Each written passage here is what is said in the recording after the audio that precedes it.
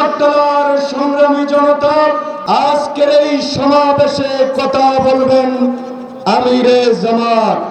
আমি আগামীর প্রধানমন্ত্রী 12 তারিখের স্বপ্নে বিভোর আজকের এই চট্টলবাসীর পক্ষ থেকে আগামীর প্রধানমন্ত্রীর কাছে দুটি দাবি জানাতে চাই।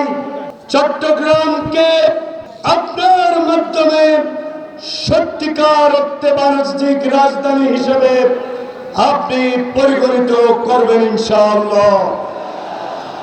চট্টগ্রাম ঢাকা মহাসড়ককে 10 লাইনে উন্নীত করার মাধ্যমে বাংলাদেশের অর্থনৈতিক চালিকা শক্তিকে আপনি বিশ্ব দরবারে অবকাঠামোর একটি মডেল হিসেবে উপস্থাপন করবেন ইনশাআল্লাহ।